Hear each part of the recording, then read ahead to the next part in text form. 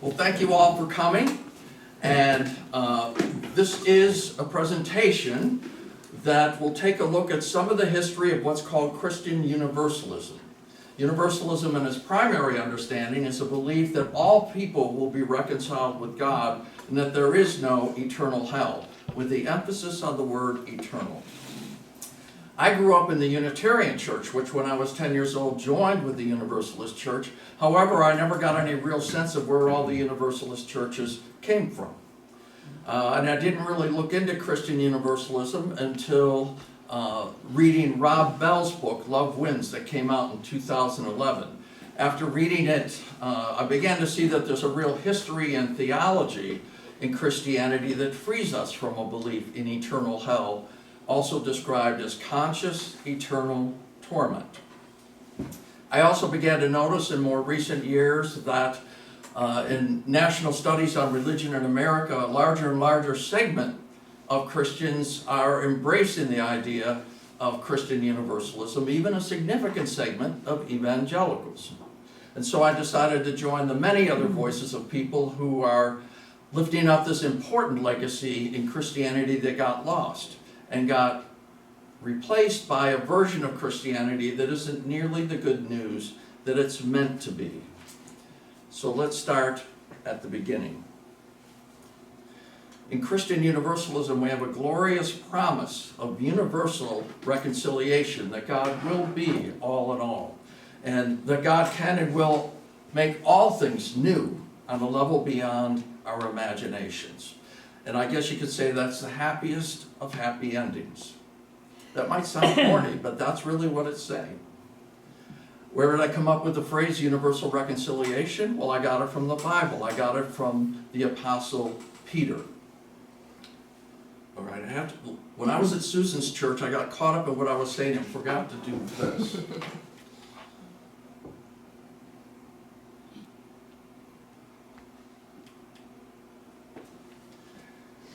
After the four Gospels of the New Testament, Matthew, Mark, Luke, and John, which talk about what Jesus said and did while on earth, we then go into the Acts of the Apostles, which is sometimes just called Acts.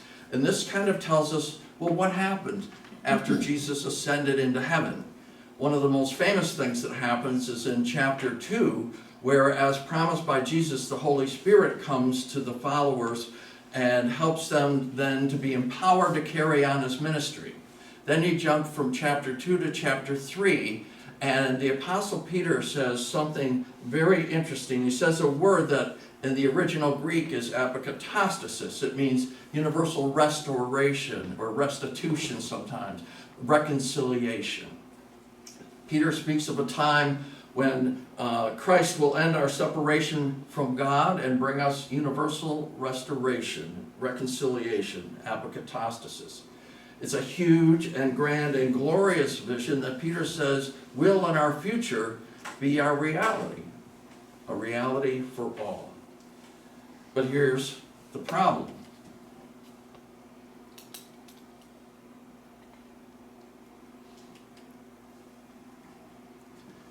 About 500 years after the Apostle Peter spoke of universal reconciliation in the Bible, apokatastasis, it was banned. It was declared anathema. No more were priests and church leaders to mention apokatastasis, universal reconciliation. The Eastern Roman Emperor Justinian saw the church as an arm of control in his empire, with his hand-picked patriarch in Constantinople and many, many other things. He worried that the joyful idea of universal reconciliation would, quote from a letter he wrote to his patriarch, render men slothful and discourage them from keeping the commandments of God. And that was that. Christian Universalism disappeared from the church.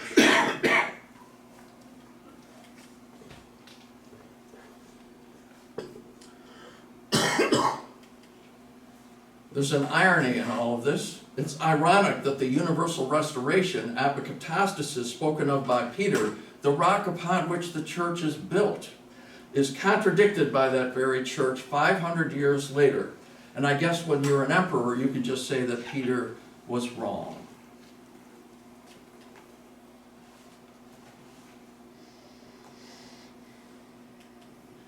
And that all leads to a big question.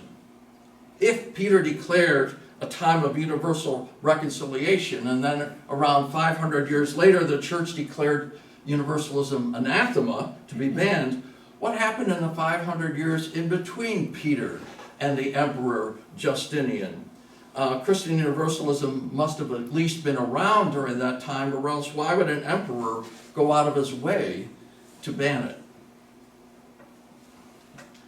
Okay, so now we're going to explore some quotes and some historical notes from those first 500 years to get a sense of where Christian Universalism fit in. Was it just an outlier, some group on the edge of Christianity, or was Christian Universalism more central to Christianity in those first 500 years?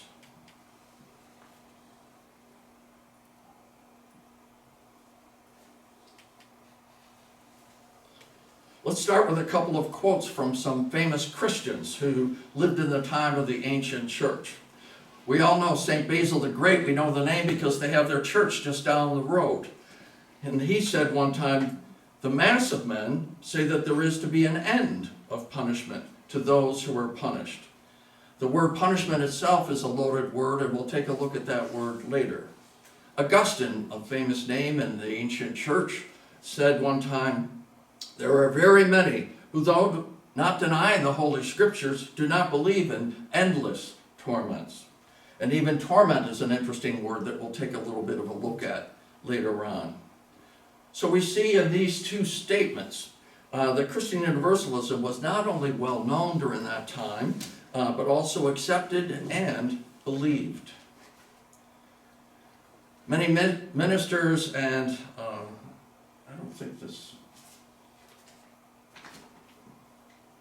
Oh, still learning to use this thing.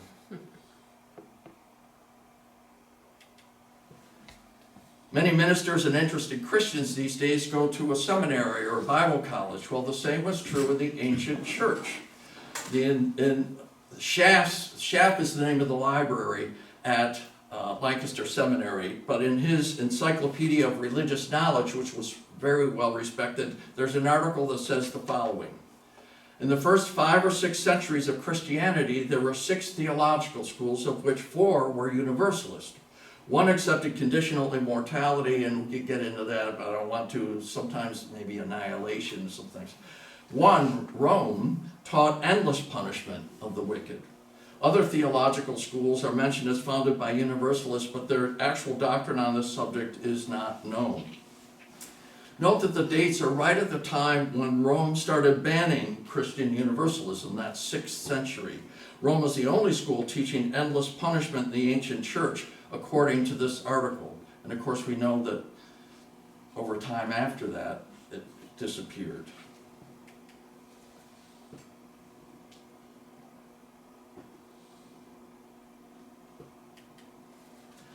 Now I'd like to share a few quotes from some famous theologians who lived in the ancient centuries.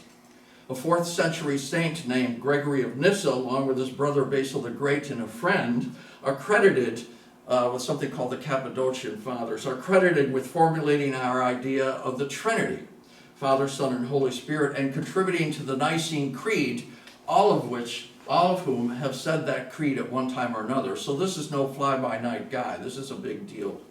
Gregory of Nyssa wrote, "When death approaches to life, and darkness to light, and the corruptible to the incorruptible, the inferior is done away with and reduced to non-existence, and the thing purged is benefited, just as the dross is purged by gold from fire.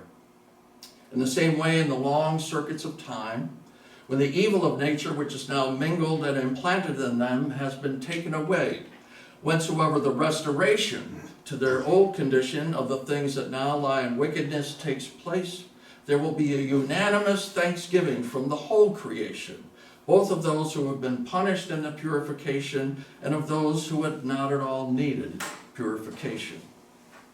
He also wrote of, quote, "the annihilation of evil, the restitution of all things, and the final restoration of evil men," and he says, "and evil spirits, to the blessedness of union with God, so that he may be all in all."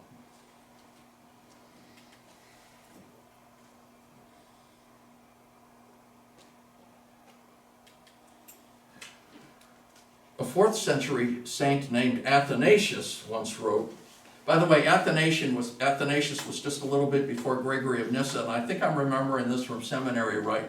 There were huge arguments to understand the Trinity and where does everybody fit in. And they kept saying, well, you've got to have a hierarchy, and I guess we put God on top and then maybe Jesus and the Holy Spirit, but how does that affect the relationship? And all this argument, and he said, look, hold up. Let's take the three of them, the hierarchy. Let's just go 90 degrees, lay them on their side. They're in relationship now without a hierarchy. Can we move forward with that idea? And that's what they did. Anyway, he said, while the devil thought to kill one, Christ, he is deprived of all those cast out of Hades. And he, the devil, sitting by the gates, sees all fettered beings led forth by the courage of the Savior.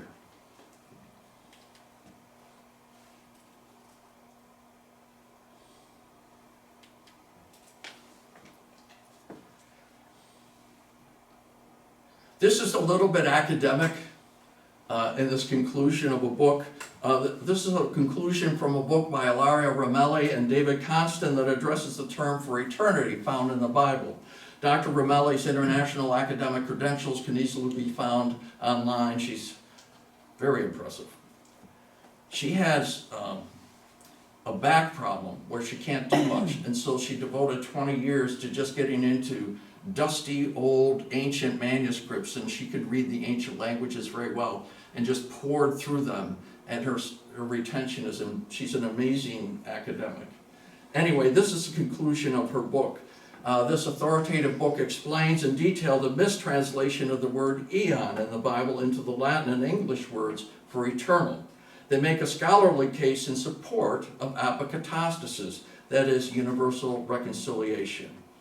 In the conclusion of the book, it says, even among the church fathers who were explicitly opposed to the idea of apokatastasis, and that's not necessarily a binary eternal hell or apokatastasis. There was a lot of arguments about, well, do the fallen angels get to be? Or what about annihilation? And there was all these many other things besides just the apokatastasis. So even among the church fathers who were explicitly opposed to the idea of apokatastasis, and such writings from this era prior to the formal condemnation of Origenism in the early 6th century, there's that 6th century again, are surprisingly scarce. We often find a certain ambiguity in relation to the possible salvation of all. So she didn't find too much opposed to apokatastasis, and when she did, it was sometimes kind of ambiguous what they were splitting hairs or whatever. Then she goes on to say there is no such ambiguity among those theologians who, like Origen, Gregory of Nyssa, Evagrius, Isaac of Nineveh, and many others, regarded not just the resurrection but also salvation, the spiritual resurrection, as universal. Now I'd like to share a sampling of some Christian Universalist verses in the New Testament. I won't be reading any from the Hebrew Scriptures, our Old Testament, because Jews have never embraced the Christian idea of hell, that is, conscious eternal torment.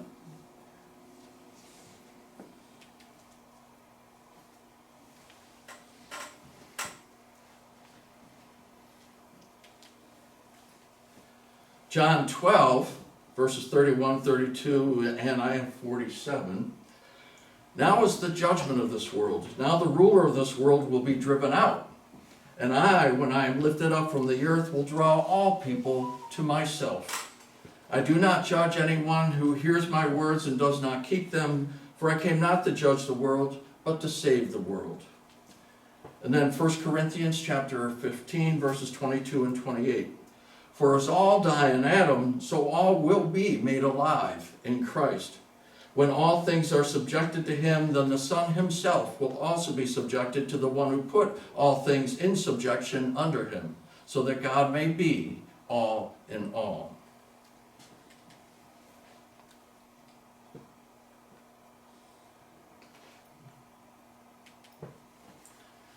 From Paul's letter to the Ephesians, chapter 1, verses 9 and 10, and I love the phrasing of this one. He has made known to us the mystery of his will, according to his good pleasure, that he set forth in Christ as a plan for the fullness of time to gather up all things in him, things in heaven and things on earth. From 1 Corinthians chapter 3, verse 15. If the work is burned up, the builder will suffer loss. The builder will be saved, but only as through fire. Can I ask you a question? Yes, let me pause this. When you go through these, which of these were actually said by Christ himself and not by someone else? The first one, First one, okay. when he said, I will draw all people to myself. These are people who were either knew Christ or knew the apostles who knew Christ. They're in the Bible, obviously. So these are not next generation people that, later on. Are we on 1 Timothy? Yeah. In 1 Timothy chapter 4, verse 10, for to this end we toil and struggle, because we have our hope set on the living God, who is the Savior of all people, especially of those who believe. 1 Peter chapter 4, verse 6, and I think this is interesting, and he also repeats this another time in more depth. For this is the reason the gospel was proclaimed even to the dead, so that though they had been judged in the flesh as everyone is judged, they might live in the spirit as God does. He says another time, this includes even the people before Noah, because he wants to emphasize there's no such thing as being forgotten or forsaken.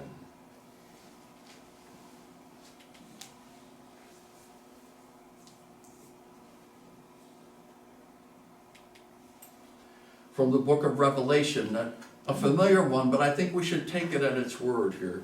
Then I heard every creature in heaven and on earth and under the earth and in the sea and all that is in them, singing, to the one seated on the throne and to the Lamb be blessing and honor and glory and might forever and ever. I worry sometimes that traditions have us when we read and we see the word all, and we do this little legalistic footnote down at the bottom of the page. Well, not all, with some explanation, because that's what our traditions taught us, and we're not looking with fresh eyes and seeing what the Bible says. People hold up that Bible so often. I go by the Bible and I hear them, and they're just filled with traditions that have interpreted the Bible. I don't hear what I'm feeling here with taking a look with fresh eyes.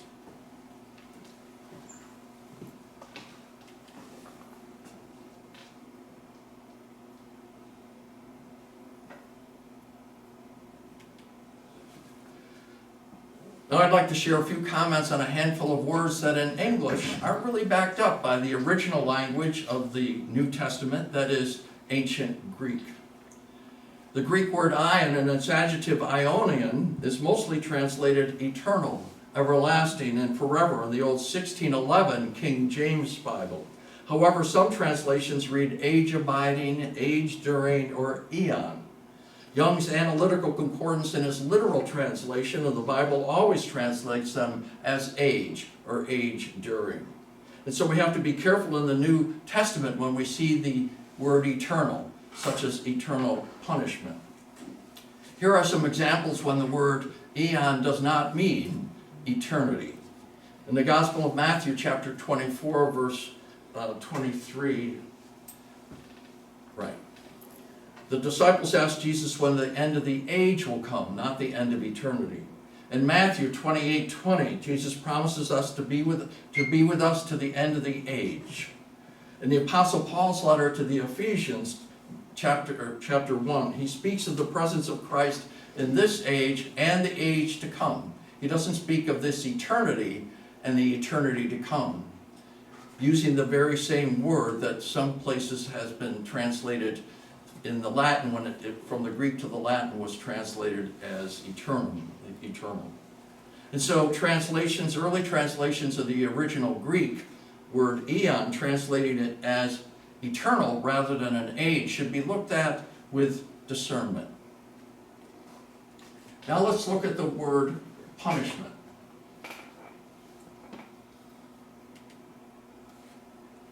The Gospel of Matthew, chapter 25, verse 46, when they talk about the separation of the sheep and the goats, it speaks of eternal punishment.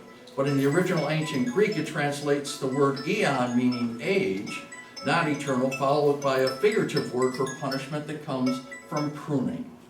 Therefore, rather than a vengeful, eternal punishment, the ancient Greek more accurately denotes a time of pruning to bear better fruit.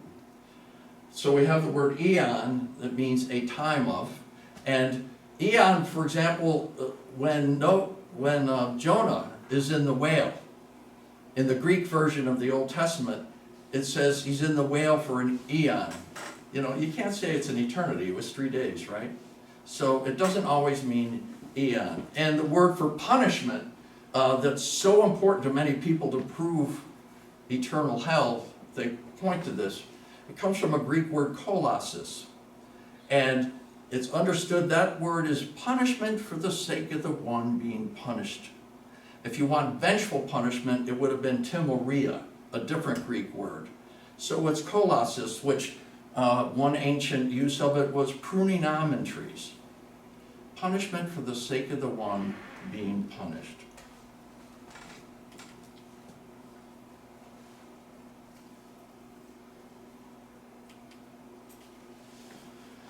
The last book of the Bible, the book of Revelation, chapter 14, verse 11, speaks of torment that is forever and ever. In the respected Strong's Concordance, however, the Greek word translated as torment comes from touchstone for testing purity. In the phrase forever and ever that we see in the English, it's not forever and ever. There's no word and there. It means ages of the ages, a really long time, but not eternal. It translates literally then ages of the ages. So we have a time, a long period of testing for purity. Basanite, basanos is the word in the Revelation. Basanite was an ancient stone they would test for gold. And they use the word torment. And I looked up synonyms for basanite and basanos, which is the word that's actually used. And I looked up synonyms for torment. And basanite is like testing, measuring, you know, like for a touchstone. And torment has some horrible words. Terrible use, terrible translation of the Greek.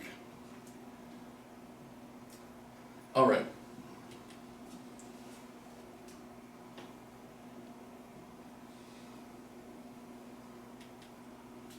You've all heard fire and brimstone, you know, when they read from Jonathan Edwards' sermon, Sinners in the Eyes of an Angry God, and it's like, so fire and brimstone, you know, fire and brimstone. The ancient world understood fire and brimstone as cleansing. The word brimstone, the root word is God, theos. They put a little Yoda in to mean divine. It's a divine incense to help us be purified. That's not at all what ministers have said through the years. They should have gone back to the Greek and seen, they're trying to get you purified and cleansed. Divine incense. These were like brimstone was understood to help ward off contagion, to purify. So whenever you see fire and brimstone, I said one time on a Sunday, I said, I hope I preach fire and brimstone every week. The cleansing God, the divine incense to purify us, to help us, to get the dross off the gold. So this, along with eternal torment, translating better as a time of purification, and forever and ever, better translated as ages of the ages, that creates a much different understanding of Revelation. Well, now I'd like to take a couple of minutes to share a few things about the word hell and our usual assumptions about what the word hell means.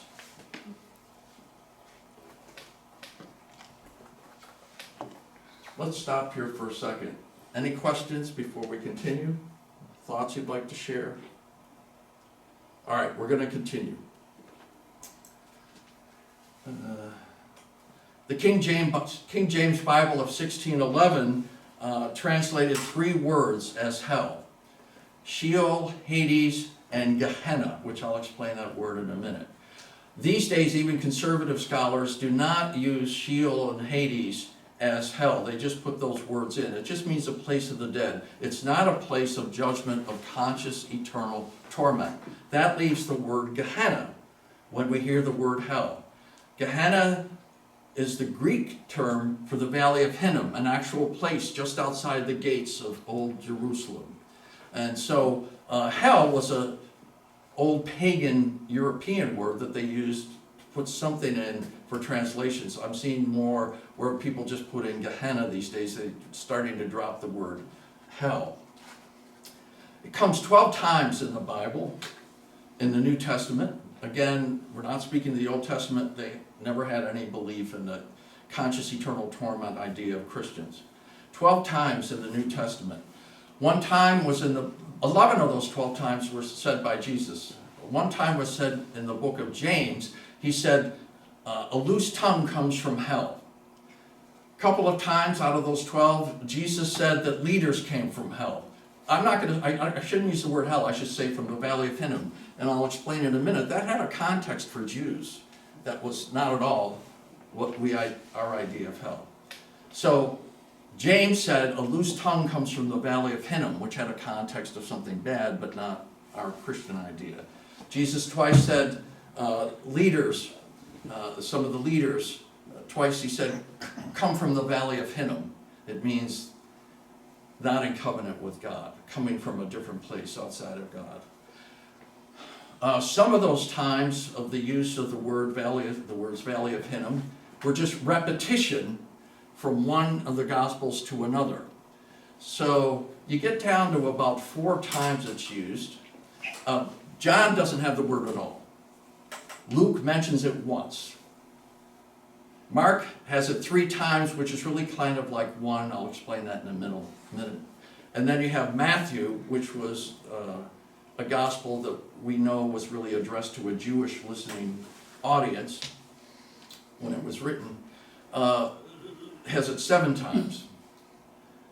So another time was Jesus said one time, those who say you fool are liable to hell. So in none of that do you hear the teaching of something outside of Jewish understandings into the Christian idea of conscious eternal torment. What's really happening is that when Jesus refers to the Valley of Hinnom, he's referring to a place that's very familiar to all the Jews. They know immediately he's referring to their scriptures, not our New Testament, at a time when there was human sacrifice for a pagan god, Moloch, in the Valley of Hinnom. It's a place that was seen as an abomination, a place out of covenant with God. Interestingly, some Christians believe that Jesus was sacrificed to appease an angry God, but I don't want to get into that. So the other times is he says one time when he's sending out his disciples, he said, don't be afraid for yourselves, like physically, what's going to happen when you go take my message out. He said, fear more the one who has power over you of body and soul. And he refers to the Valley of Hinnom. They're not being threatened to go, obviously, but the one who has the power. The other times when it's used, where it says, better to pluck out your eye than go to the Valley of Hinnom. Better to cut off your hand than to go to the Valley of Hinnom. Better to cut off your foot than to go to the Valley of Hinnom. And they understood that than to go whole to the Valley of Hinnom. And the Jews understood immediately, do whatever it takes to not be out of covenant in this place of abomination, the Valley of Hinnom. Gehenna. Here's a couple of Jewish translations of Gehenna that we translated as hell and put on this idea of conscious eternal torment. One definition speaks of a Gehenna, this from Jewish sources, as a sort of a purgatory, the spiritual realm in which the souls are cleansed from the blemishes brought about by their conduct while on earth. Another definition out of a Jewish source says that Gehenna, the Valley of Hinnom, our hell, we thought, a place of spiritual punishment and or purification for a period of up to 12 months. So, I think I skipped.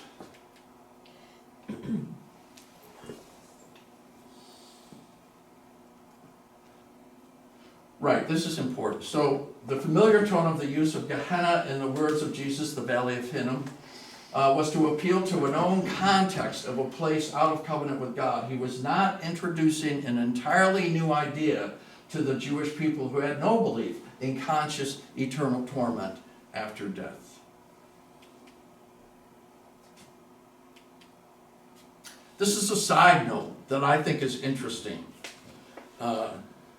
Is that Christian art in the early centuries was very positive, with images of paradise. Don't think otherworldly, but it would be worldly, but paradise in this world. And it was only in later centuries that images of wrath and eternal hell began to show up more and more.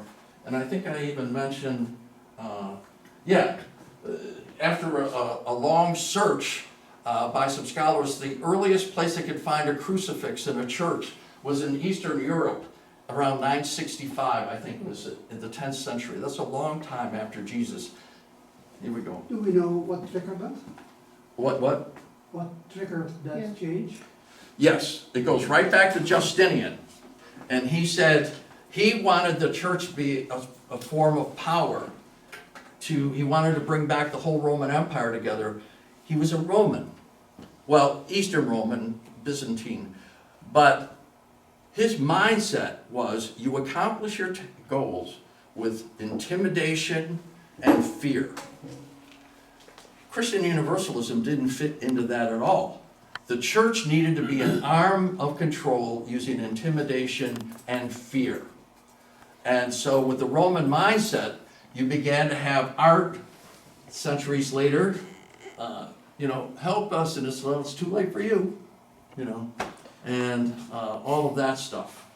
And, I wish I had lived a better life, but it's too late. Our idea is that if you multiply 1 trillion times 1 trillion, that's not even the beginning of the infinite torture you will have. The medieval descriptions I won't even share. They're so horrific and so dark, I won't even share them. So what's interesting, there's a wonderful book, and I think that's the one you're referring to, where scholars look at the images that were up into the 10th century, even though Justinian started that slow march. Yeah. But if you look, what you see in churches is not pictures of crucifixion. It's usually pictures of Jesus around a table with Right. the disciples, this sense of celebration. What the trigger that these scholars argue is actually the advent of the Holy Roman Empire around Charlemagne, and that sense of power and the church being imbued again with a sense that connection. And all of a sudden then, you see the rise of the crucifix, Jesus on the cross, Right. which was a clear turn that happened around the time of Charlemagne and the advent of the empire. And even earlier, but it picked up speed. Yeah. And if you look at crucifixion art from that time going forward, what you'll see is at the beginning, it was a very serene Jesus, almost ethereal Jesus on the cross, with a very serene look. And as it came closer and closer to the middle of the Middle Ages and into the into the 16th century, Jesus is in agony on the cross. So Actually, no matter what- agony on the cross fits theology better. Yeah. The serene Jesus is more of a Gnostic. He wasn't really human, Yeah. and he didn't really suffer. He pretended to for our sake. And if you'd have called Justinian an Eastern Roman, you'd have been in big trouble with him. For him, a Roman was a Roman was a Roman. You're correct, but I avoided using Byzantine because that's really a historian's term from like the Well, that's even 1800s. worse. Yeah, but for our sake to understand that he wasn't in Rome at the time, he was in, Constantinople. You're correct, he totally had a mindset of wanting to, all right, where are we? Oh, You broke it. all right, now I'd like to move this look at Christian Universalism to Pennsylvania to hear quotes from two famous historical figures.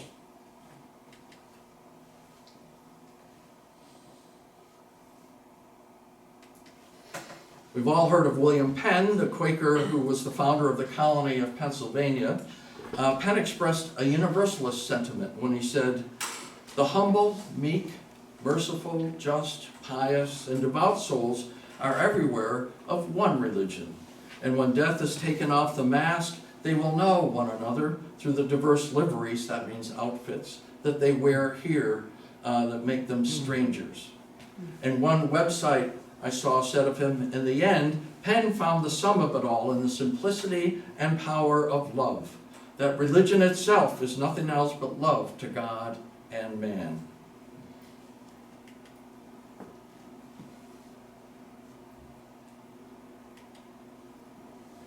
Benjamin Rush, a signer of the Declaration of Independence, and he taught medicine at the University of Pennsylvania, in a letter to a previous minister of the Universal Baptist Church in Philadelphia, a Christian Universalist church that he attended, he says this in the letter: "The universal doctrine prevails more and more in our country, particularly among persons eminent for their piety, in whom it is not a mere speculation, but a principle of action in the heart, prompting to practical goodness."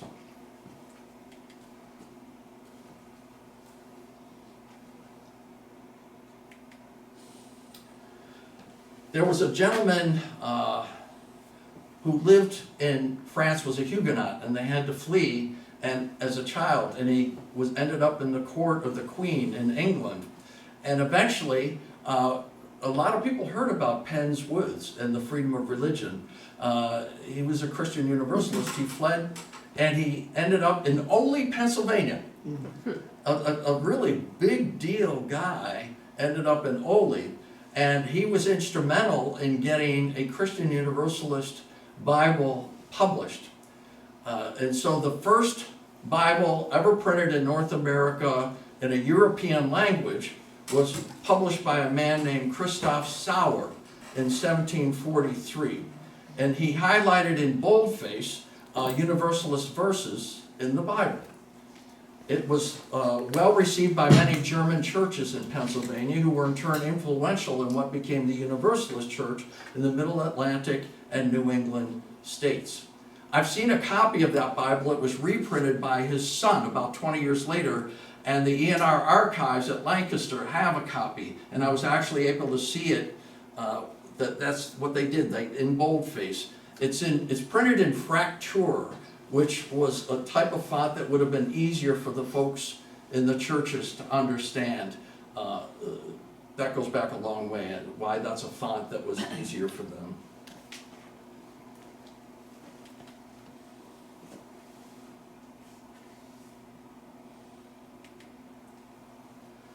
During the 1700s and 1800s, Universalism gradually became a church of its own.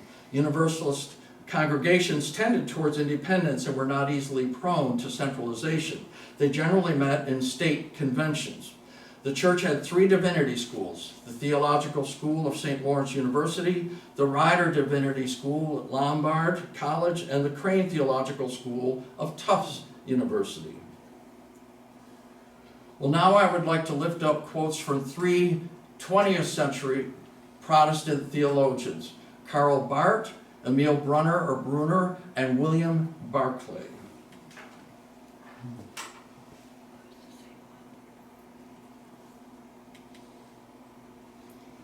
Karl Barth was a Swiss Reformed theologian, and Barth is often regarded as the greatest Protestant theologian of the 20th century. His influence expanded well beyond the academic realm into mainstream culture, leading him to be featured on the cover of Time magazine in 1962. In his writings, he seemed to imply that he was a Universalist, although he always refused to take on that label. Here's one of his quotes: "One should at least be stimulated by the passage, Colossians 1:19, which admittedly states that God has determined through his Son as his image and as the firstborn of the whole creation to, quote, reconcile all things to himself." Excuse me, can I interrupt? Hold on. Yeah. Well, you took the quote off, but what reconcile all things to himself? Why does that mean what you're saying it means? It's all things reconcile goes back to apokatastasis, universal reconciliation. As Okay. opposed to a few being reconciled. Right, It's all instead of some, reconciled.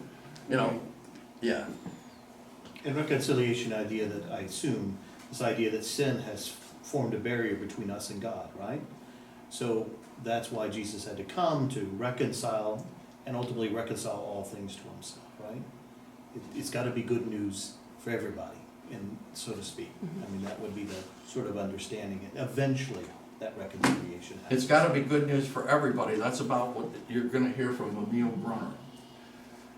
He was a Swiss Protestant theologian. He said, "It is therefore not surprising that the doctrine of forgiving grace, the doctrine of justification, which is the Latin term for making right, the Greek making right, finds its crown in the proclamation of universal redemption," says Brunner. "God wills that all men should be saved and come to the knowledge of the truth." Brunner felt that the fact of hell would mean an incomplete victory for an omnipotent God, which to him was unthinkable.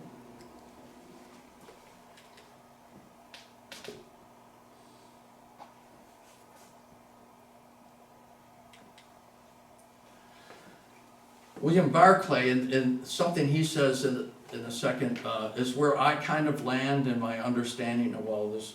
William Barclay was professor of divinity and biblical criticism at Glasgow University and the author of many biblical commentaries and books, including a translation of the New Testament, the Barclay New Testament, and the Daily Study Bible series, which one time I saw on the Southern Baptist website. And so, very well known. I don't think they knew he was a Christian Universalist. He said, Yep. he said, "I'm a convinced Universalist. I believe that in the end, all men will be gathered into the love of God. In the early days, Origen was the great name connected with Universalism. I would believe with Origen that Universalism is no easy thing. Origen believed that after death, there were many who would need prolonged instruction, the sternest discipline, even the severest punishment before they were fit for the presence of God. Origen did not eliminate hell. He believed that some people would have to go to heaven via hell. And so the choice is whether we accept God's offer and invitation willingly or take the long and terrible way round through ages of purification." That answers my question. Hold on. What, Bob? That answered my question that I was gonna ask. Yeah, In other words, if you're gonna be a bad guy and not follow or submit to God, he has a God who can do all things. He has a way of Absolutely. getting you to heaven. and you wouldn't want to be Hitler. You know, that one thing I said didn't mean forever and forever, but it did say ages of the ages. The first thing that comes to people's minds, and rightly so, are you up here, oh, God is love, God is love, Hitler, Mother Teresa, what's the difference? You know, there's still justice in all of this, absolutely. Always justice. I think there's just a, you know, one of the things that struck me and always strikes me is there's a tension in, so for us as Protestants, we have John Calvin, who had a real sense of the power of God. He had a real, the idea of predestination, that God, you know, controls things. God is in charge. God will get God's own way. I grew up in a family where we were not religious. My father was an agnostic. He'd gone through Vietnam, saw stuff that I don't know what he saw, but he never talked about it. And it destroyed his faith in God. But the idea, I think that what Calvin would say, and no, I don't know if I would say he was a universalist, is that there is no way you're going to get in God's way when God says, I am going to reconcile all things to myself. My father saying that there is no God, or is likely no God, even though he's a very good man, you know, and lived a good life, good people, you know, all the things you'd want out of a good human being. This idea that the supremacy of God in the end cannot be withstood. God will make things right, one way or another. Now, God lets us get in the way. God lets us to do things in the world, right? Do horrific evils like Hitler and the people at Buchenwald and Auschwitz. But in the end, we just can't get in the way of God's will, ultimately, right? Here's an important point. We don't worship self-will as the most powerful thing in the universe. We worship a God whose grace is more powerful. And think of a parent. Anybody knows, either when you were a kid and who you are, or being a parent, you've got to do a lot of that kolasis, punishment for the sake of the one being punished. And sometimes it's some big battles. But the parent never gives up. And in not all cases, so sad in our world, but never gives up and always does everything possible to guide the child. The child insists on some free will, and we got it, But anyway, I find some people don't believe in God's grace more than self-will, because they kind of come back and say, self-will. But the grace overpowers. Everything I'm saying here today is God-centered and grace-centered. To be a Christian Universalist is to say God is all in all, grace saves, and the shepherd never gives up on the wandering sheep, ever. Well, Doug, like Job, all the suffering that he went through,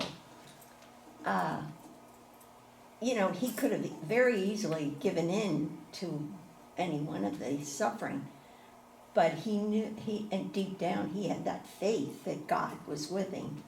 Yeah, And, there's an interesting part in Job. He's also human. right, And at a certain point he goes, come on, what did I do? And he's got a right to say that to some degree. But then in the great mystery, God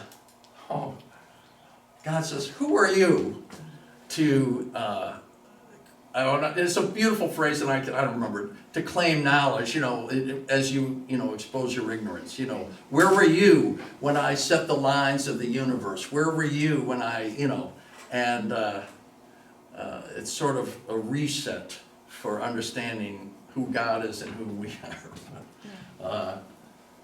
Everything I'm saying today is God-centered and grace-centered, a grace that eventually will win. Okay, Hitler is on my mind. Yeah, God is present, he is powerful. Why on earth would he permit 6 billion Jews to be dead and then forgive Hitler? that's I why don't care how my, much punishment he went. What about the 6 million people who died? right. My mother grew up in a Baptist church, and my grandmother says college rector, but she could not get past that question. So that's a special part of theology called theodicy, and it's hundreds of books written on it. God is love. God is all powerful. There's sin and evil in the world. You can reconcile any two of those things. You can say God is all love but has no power. Mm-hmm. You can say God is all powerful, but who are we? Not even a grain of sand. We're nobody. God doesn't care. But we have to try to have responses that respond to all three of those. That's a seminary course right there. But all I can say is, let's do it this way. All I can say is, somewhere way back, we became separate from heaven. God has sent teachers, prophets, and even from God's own being to help us. Immediately after, that, however that happened in the big picture. God is doing everything. The first tear to fall comes from heaven. I don't know why we're separate. I just know that God is doing everything to end that. And that God will accomplish that. Now, why did all this suffering have to happen, and why didn't God just do it like that? That is too much. And it's one of the most difficult areas of theology, Wayne, that you brought up, and it's very valid. I'd like to bring up another thing. Maybe this is not the point,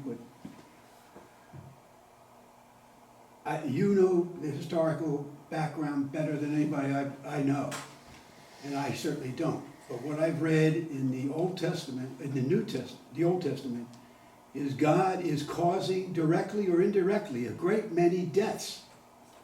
What happened to that God who says nothing that I've heard in the New Testament, not himself, about that reconciliation? He killed, but now he's going to forgive everybody?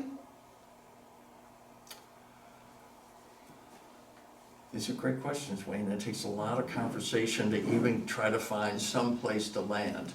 But I don't want to take on the Old Testament today. I want to stick with the New Testament. Okay. But I refuse, we have to be careful not to say it's like two different gods, because the Old Testament is filled with beautiful things of steadfast love, of forgiveness, and you know, we read from the Psalms, we read from Isaiah, there's so much that's beautiful in the Old Testament. I just caution everybody, be careful not to act like there's two different gods. For every confusing verse, I can find something that's beautiful in the Old Testament. The other piece, Wayne, I think that gives me great comfort in my tradition, in the Christian tradition and the Jewish Christian tradition, is that the oldest book in the Bible is Job. That call out to say, what about justice, God? That's what Job is saying. It's Correct. like this, I'm a good person and I'm suffering needlessly. Now, we have the early part of the story in which, you know, this is testing Job, and it's complicated, right? And I'm not even sure the answer, I'm God and you're not, is quite satisfactory. I also think part of the work, I think, in faith at times, is me being able to forgive God, right? There are just moments in my life where I'm thinking, you should have been there, right? That shouldn't have happened. And that's a whole, we could get into the kind of theodicy stuff, but my sense, I always great comfort, I don't think I'd be a Christian if Job wasn't there. Because there's that voice that says, hello, this is wrong. There's Jesus on the cross saying, my God, why have you forsaken me? I mean, who hasn't said that, right? To have that right in the tradition, if it wasn't there and it was just, well, you be God and I'll just never question it. If Jesus can question it, it feels like I can at times. And also I have that voice that says, wait a minute, God, I want the world to be different. It ought to be different. It's not, but it should be. There's a point where Jesus speaks where somebody said, you know, what did that person do to deserve this? And Jesus kind of says, don't make that connection, it's not that easy. But there's, at times there was a struggle in the Old Testament of, God is a God of retribution, almost like a math formula. You do this and then you suffer.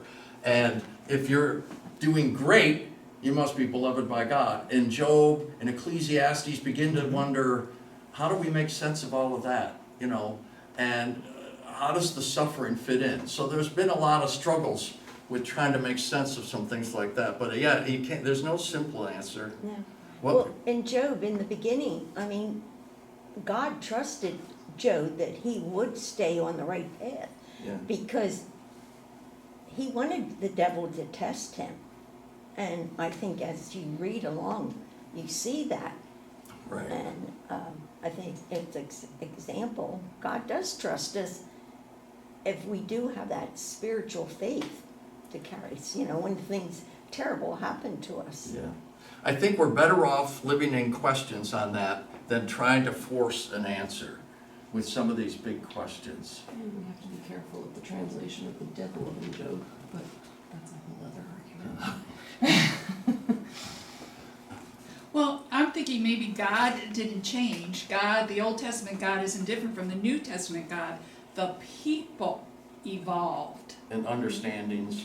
over those many years. So, you know, it's like when your children are very little, you have to have more control over them. You might have to hover over them. You might have to punish them, discipline them so that they understand that if you do that, it's going to hurt you or you're going to hurt somebody else. Don't do that. So God is more on top of things and almost seeming to cause things to happen. But later on, he gives the people more freedom. Well, and I think we understand what's happening, you know, in the growth of things, but, yeah, it's very complicated stuff. All right, I want to look at this. Although the Catholic Church declared apokatastasis, Christian Universalism, anathema in the 6th century, and outlawed it, the same denomination has now modified that strong stance. In the Second Vatican Council in the 1960s, the Council Fathers stated the following: those also can attain to everlasting salvation. And believe me, every word is measured here. They don't put these kinds of terms in lightly. Those also can attain to everlasting salvation, who through no fault of their own do not know the gospel or Christ or his church, yet sincerely seek God and moved by grace. That's a huge thing. Moved by grace. I would say there are millions of Christians who would say there's no way that people outside the church can get grace. That they also knew how radical that was to put that word in there. Moved by grace, strive by their deeds to do his will, as it is known to them through the dictates of their conscience. That's pretty incredible. In my article, on the front page, it'll probably go into page 2 in the Beacon that's coming out in a couple of days. I have another quote by Pope Francis, and talk about that some more. Any questions at this point as I get near the wrap up? I have some other things to say. Are you saving the quote from Pope Francis as a surprise? Or I'm you not wanna using share it that? today, I don't have it. I have it in the Beacon. That'll in a couple of days. So anyway, with that last statement, we haven't exactly come full circle yet, but I'm glad to say that it looks like the Universalist vision is hardly relegated to history, and in fact may become a revitalizing theme in the coming years. So I hope this presentation has been helpful to you, and it has at least opened up the possibility of a Christian position beyond eternal hell. It's my hope that these basic understandings of Christian Universalism will help bring what I think is healing to Christianity and also affirmation to others. And now, as a way of finishing this presentation, and I have some other things I want to talk about because I anticipate they'd be questions, I'd like to read from a very old Sunday school catechism written in the 18th century by Judith Sargent Murray, a Christian Universalist from Massachusetts. This question, they were written in question and answer forms for the catechism, and this question has to do with the nature of God. Question: how then can I judge of God's power, love, or tenderness? Now remember, this is the 18th century. If upon a return from any of your little visiting excursions, you should behold some beautiful addition to your apparel, or some advantageous alteration in the disposition of the furniture of your chamber, you would take it for granted the hand of affection had been employed, though you was not a spectator of its beneficent operations. So when you behold the effects of love, manifested in rain, sunshine, seedtime, and harvest, you ought to conclude there is a power divine, thought to you invisible, and further that that power is all good, all gracious, and almighty. Okay, that's the end of the official presentation. I have, maybe not in this group, but I want to talk about what is bound to be a question by other Christians. Any questions or thoughts at this point? Dick? Just a couple of observations. One is that the concept of universalism goes back way before the birth of Christ. So if you think about who was getting this message in the 2nd century, 3rd century, these folks, Romans, Greeks, would recognize this concept as going back to Plato, or even 200 or 300 or 400 years to Xenophanes and people like that. So this was something they could say, well, aha, of course, this makes sense to us. So that was one thing I just wanted to mention. The other one was, there's some literature, and I'm reading a book now called Dominion, which talks about this. There actually was a place that was called Hell, H-E-1-L, in the vernacular spoken by people actually in Rome and in Italy. And it was a place outside of Rome where they took typically, almost completely, slaves who had been convicted or accused of this or that or the other thing, to die. And they were typically, they were crucified, because if you're a Roman citizen, remember, you got the right to have your head cut off. And when those slaves were dead, they dumped them in an open pit, in a communal grave, and you know what they did to them? They burned them.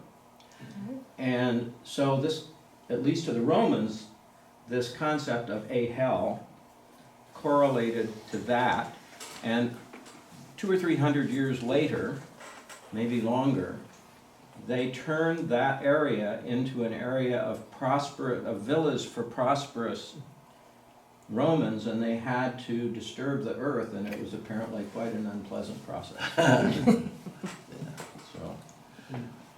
So, I want to talk about something that millions of Christians would say to me.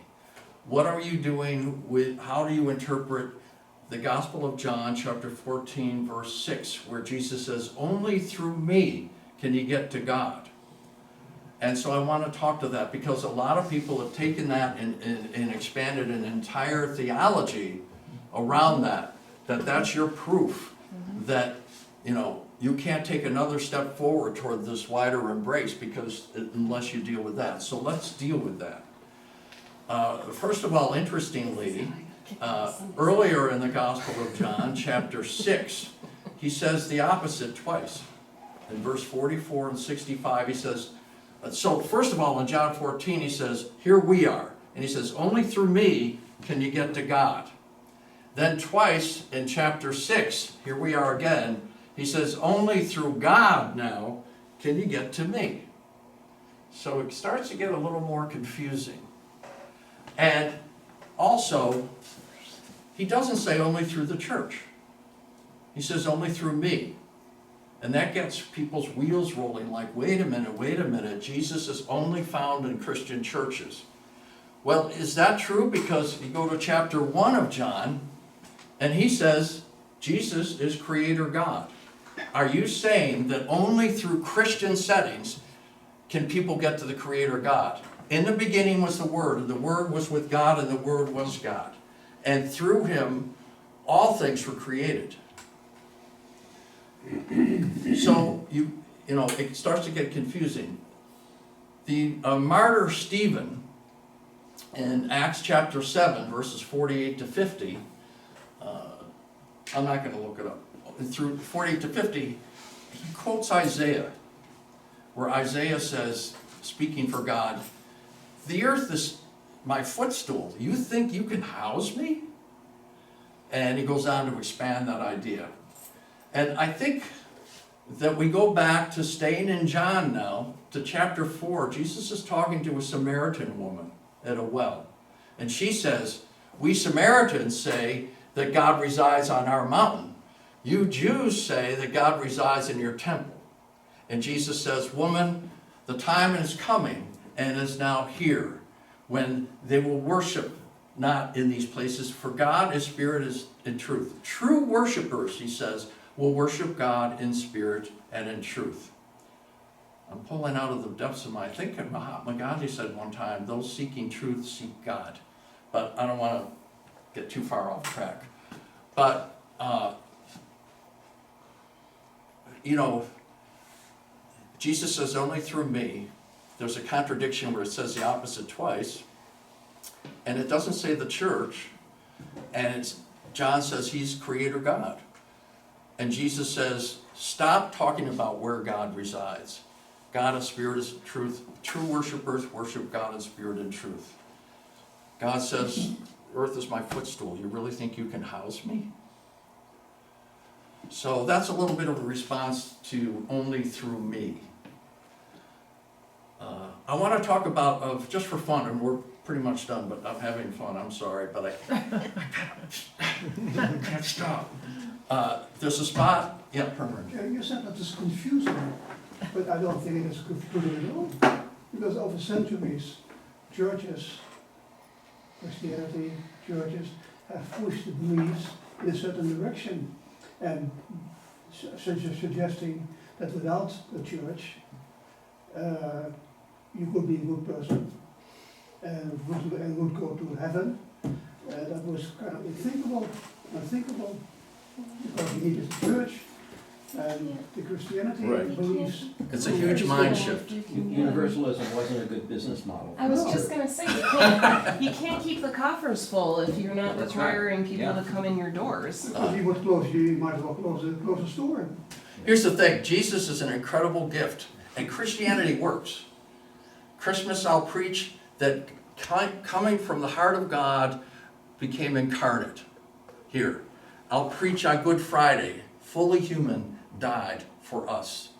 I'll preach on Easter Sunday, resurrected, but more importantly, offered us a resurrection promise. Say to them, I'm going to my Father and your Father, my God and your God.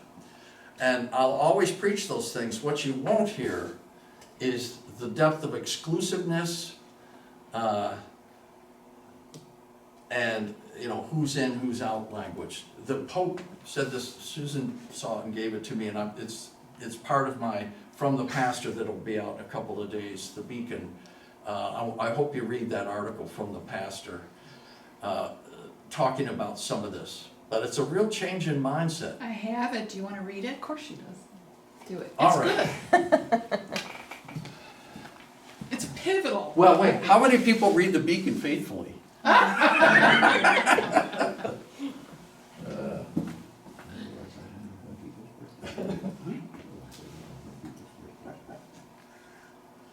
So, the Pope went on a trip into Oceania, what is it? The ocean countries in Southeast Asia, and he was with some young people in Singapore, and he says to them, all religions are paths to God, to reach God. They are to make a comparison, like different languages, different dialects to get there. But God is God for everyone.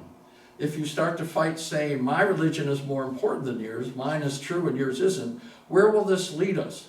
There's only one God, and each of us has a language to arrive at God. Some are, it says Sheikh, he meant Sikhs, Muslim, Hindu, Christians, they are different ways to God.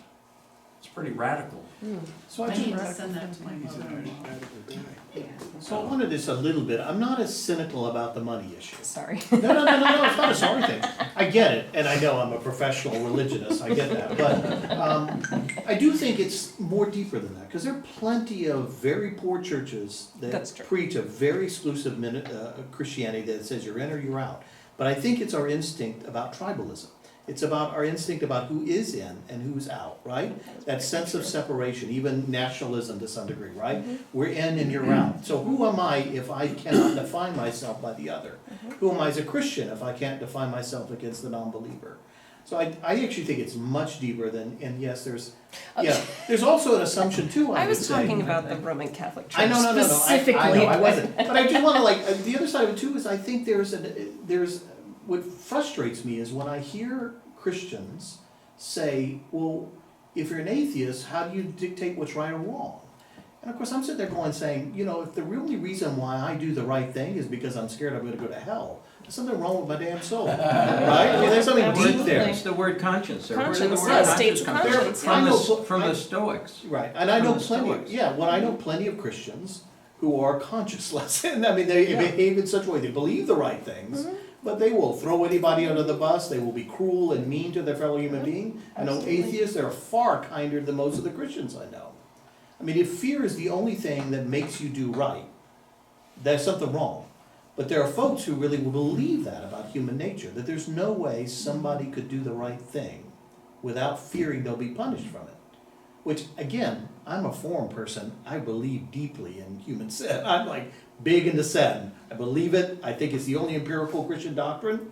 It's the only thing we can prove about human nature, about God, about the universe, is that people will do awful things to each other. But people sometimes do the right thing without fearing that they're gonna be punished or not rewarded. They will sacrifice themselves for another human being and know it might be their elimination or death. That's extraordinary. I'm not trying to do away with the reason for God. I just wanna make sure that that I think some of the Christians think that the only way we can get a good world is if there's fear of punishment. Having said that, I believe in a well-regulated society. I do believe laws and, all that kind of stuff. I'm sorry. That's all right. Well, If and that- I think human pride, even the person, you might be part of the church or just another without a church, that you feel that you have to do good things to get the reward of God. And, that's not the concept. He wants you to believe, not a doer of just good works. I want to mention one other couple of words in the Bible that people sometimes lift up as proof that I'm wrong and, that there's conscious eternal torment. In 2 Thessalonians chapter 1, verse 9, it speaks of, in our Bibles, the New Revised NRSV, anyway, it says eternal destruction. There's so many things wrong with that translation. First of all, I'm trying to think, when is destruction eternal? It's a one-time deal, right? One scholar said that the Greek word for where they put destruction is much better as punishment, which sometimes it is used as punishment. But the word eternal, I went and looked it up, is Ionian. It's that eon word again, which doesn't have to mean eternal.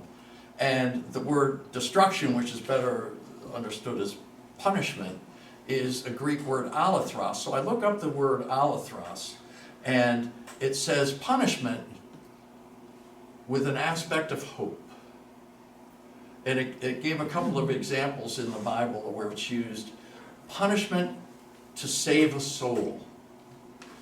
Birth pangs to allow for new birth. So it's a time of punishment for the sake of the one being punished, alethros. And these terrible translations just sit there, and then people base everything on it. And lay people, I don't blame them, but ministers, shame on you for spreading this stuff through the centuries and not bothering to really look at it, or do you have a reason you don't want to look at it? We're just staying silent about it, Or not silence? addressing it at all. When Doug did his presentation at my church last week to practice, a couple of the people that were listening, they turned to each other and go, "He's blowing my mind." Is he blowing your mind? He's blowing my mind.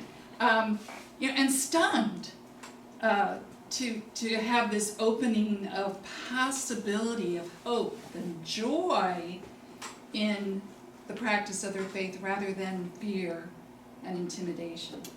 Reverend Zach Jackson, whom we all know, uses some of this stuff, and he said that so many people intuit that God would, if we were preaching a God of love, wouldn't do eternal hell like that, and they're maybe just looking for something to help them feel like they can think that way. Although if you to use Wayne's example of Adolf Hitler, I don't think there are not too many people who would mind if that would be the case. No, but also Jesus didn't die on the cross saying, "I die for everyone's sins but Hitler's." And I'm not defending Hitler, but I also, oh God, now I sound like a radical. So Hitler gets a lot of that was a horrible man, and there were a lot of other horrible people that were making that whole thing happen. And you have to look at and I think there were a lot of amazing people who were sheltering people in their homes and risking life and limb and future to do the right thing. So I think that's an easy example for us as modern people to throw into the mix. But I also noticed that nobody ever says, was it Stalin that killed more of his people than anybody else, or was it Oh Lenin? yeah, of course. Right, but like nobody throws that at, nobody says like, oh well, Genghis Khan, how is he gonna, I'm just putting a bit of perspective out there. Oh yeah, but there are many. It's just, right, there are people many, alike correct. So from that point Right. of view, it's just a name. It's not just As, one as person. Kevin pointed out, there's a lot of sins happened. Yeah, you know, and- what struck me about this is actually, it's not the extreme, it's not the Hitler, and it's not the good people that shelter people. It's the 95% of the people who didn't do a damn Didn't do thing. things, yes, and Who let it really happen. didn't speak Yeah. up, who weren't willing to do anything. Right. That would ever put them and their families into harm's way, which is all of us. I mean, I don't look at this as a judgment. What would I have done in that situation? Probably If that's try to stay also the quiet. reconciliation, that's what Yes. Jesus died for. It was all of us who, you know, didn't do the right thing, and for the people who didn't, or did and didn't do the right thing, right? Right.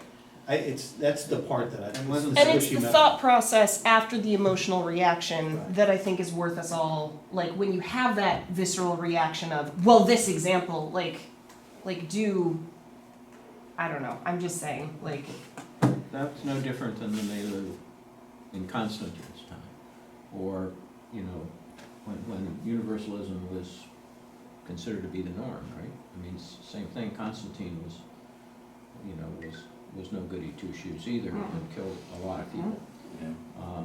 So, to that extent, the environment hasn't changed, really. The other piece, Doug, that I wanted to press you on a little bit is, okay, if, you know, what somebody might say, who was, you know, I come from a more evangelical background. I grew up non-religious, became a young evangelical in the 80s, in that sort of heyday, white evangelical. You know, what they would say is, well, what's the point of the church? Right. Right, I mean, if people, if it's not the demarket, it's not a tool with which we can demarket, you know, decide who's in or out. I mean, if there's no point to the church, like, I mean, you know, what is the point of places like this? And what does salvation mean, right? And I mean, I guess I'm gonna say, I mean, I've got my own answer to that, but that's, for some people, it's like, if there's no in and out, what's the point? There's a huge mind shift that has questions. Also, you can no longer, if you embrace this, think of the other, them. It's us. It's all of us. There is no them, there is no other anymore. And some people thrive on that. That somehow is part of their mindset, and it shapes them. It's part of their framework, them and the other. And there is none with this. Wouldn't those people, or some of them at least, say that then the other is the devil? Sure, let's change the aim to darkness Yeah. and sin, and And that's so problematic, because you think about the devil and Job, right? Yeah, As the yeah. consort Right. in But, heaven. yes. I mean, Yes, We he don't is. get into I was complexity just of gonna say, all there's that, a I understand. translation problem But going there- on. Yeah, it's a real kind of like, yeah. and I'm there's also thinking, so many ways we could mess that up and make things horrible again in the name of that process. well, of course, yeah, I mean, that's what I'm saying really, is it's just an extension of the view of tribal. If we're all in the same tribe, then where is the other? Because there has to be an other. That's right. Well, then the other's the devil. Who was it, Hitchens or somebody just raged against the church and religion through the years, and all the evil it did, and I didn't read it close, I think I read some of it, that, you know, we would have been better off without it. And I'm thinking, we would have still sinned, Yeah, we just, you know, we would have had a different, Yeah. you know, different Okay, well, appeal they to a just different would've done mommy or it. daddy or something, you know, we would have, all that sin would have still happened in some way. But that statement in itself is not that far off the truth, because many bad things happened in the name of the church. They did, and I think many things bad have happened outside of the Christian Sure, church. yeah. I think it's the nature of humanity, Yeah, but so, that doesn't mean that yeah.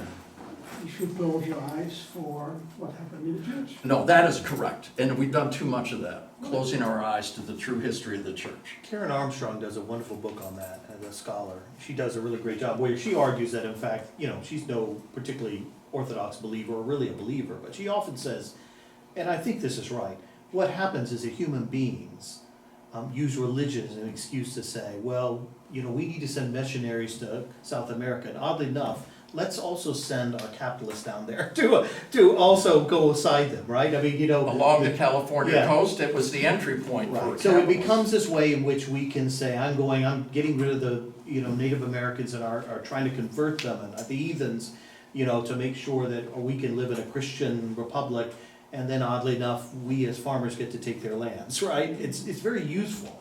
The problem, the real, even if what Karen Armstrong says is true, which is religion often gets used as a way to justify really much baser motives than trying to help people or share the good news of Jesus, is why there's no kill switch within the faith to say, oh, that's wrong. I mean, that's always been the thing that challenges me, is why was there no ability to say, within our Christian faith, to say, maybe it's not good to wipe out Native Americans as Christians, that there was no ability within our faith to stop that, the kill switch, Going back to Jesus in the Bible. What did diversity training, and we do this for our clergy, and I talk about what happened with Christians who justified the enslavement of human beings, and frankly, they had the biblical argument. The Bible is pretty clear that slavery's okay. It really is, in their minds, and even in the New Testament. And it was just part of the culture, didn't think twice about it. We could argue about different types of slavery. But, there's a story I tell in diversity training where literally on a Sunday morning in 1899 in Georgia, right out noon in Georgia, they were going to hang a man who had been accused and who eventually confessed to killing a white man who he says refused to pay him, and did some really awful things as well in addition to that. But they were going to lynch, the mob kind of was decided to lynch him, and so they poured out into the street, into the churches, and watched this man be burned alive, his genitals cut off in full. I mean, it was horrific. These are people that went to church, like had just had Holy Communion, and did this, or at least tolerated watching it. And literally fingers of his in the local meat market, the man who had been lynched. So what is it about the Christian faith that they went there and heard the gospel, and yet somehow could justify this kind of brutality in Christ's name? In fact, what's interesting in the story is that the ministers who poured out into the street, those people, they didn't make an argument on religion. They made an argument based on law. This is unlawful. You shouldn't do this because this is subverting law. They didn't make a case to say, Jesus wouldn't want this. This is not the way to go about and receive justice for this man and justice for the family that he killed. That's the thing that haunts me, right? And that somehow Jesus wasn't enough. You could spend your whole life, like the Germans, our German forebears in Germany, in their 30s and 40s, still just sort of not see the evil about you and just say, I'm good, Christ and me are good. Like the gospel's being proclaimed, and just have no sense that this might be it. That to me is the conviction. Well, I think it's the idiosyncrasy of a human being. Well, it's the sinfulness of human beings, right? That, to put it in those terms, We're walking look- contradictions. right, we are sinful. That's absolutely empirical. And that sense of other, that guy was other. Right. So it was okay. So it's okay. Right. Right. But then you still have the person that maybe has not been religious all of their life, and yet God will accept them. because That's what of that. Matthew 25 says in the separating of sheep and goats. Right. How do they get separated? Who showed love and who didn't show love. Right. It doesn't say who was in the church and who wasn't, which I've heard that argument, that's what it says in this thing. And the ones that didn't show love will have a time of pruning to bear better fruit. This is God-centered, this is grace-centered, and it removes the other and some other things you have to rethink, which I've already done, and I think, well, what is the role of the church? But I think as the church dies and the new leaf is growing, it can't carry with it eternal hell.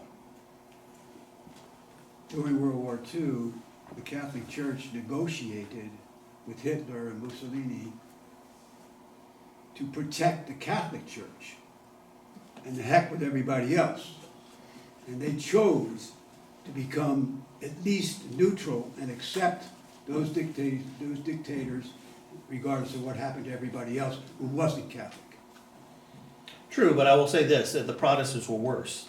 I mean, our German forebears were worse. There was not even they didn't even have to bother negotiating. It was like they expected the churches to fall in line for the most part, they did. You know, and that's a conviction on us. It's, I mean, it's not unique to them. I don't wanna like demonize Germans. We've certainly in our country just allowed like the whole history of slavery in our country and Christians extolling it. It's just, again, that's why we need Jesus, right? That's the reconciliation. That's like to make what was so sinful in us. And again, we can talk about what it means, the salvation and what Jesus did on the cross, but something had to happen to somehow bridge the gap between the guy who flows into the street to watch a man be tortured. And actually, there were calls out, glory to God, as he was screaming. I mean, what do you do with him? Like, there had to be. And look, if you want to talk about World War II, you have to remember that if it hadn't been for a really stupid thing the Japanese did, the United States was, at that point, sitting back, Yeah. just watching We it had our, go. yep, Yeah. we had our hands up. So, sorry, brother.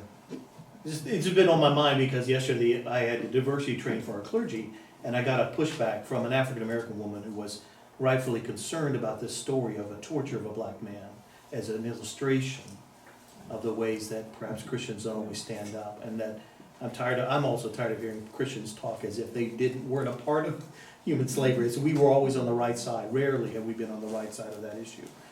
Yes, there have been. But it was an interesting moment. I had to kind of hear her saying, you could have done better than that. Then the person who leads the study with me, who's African American, Sean, said, Yeah. I think that story needed to be told because white people needed to hear that story. Yep. Right? It wasn't about I mean, she had a point. It's a horrific story of awful violence against a black body, which there's a long history of that in our country. Thank you all. There are things to drink and eat. I hope you eat some of it and enjoy it. Thank you.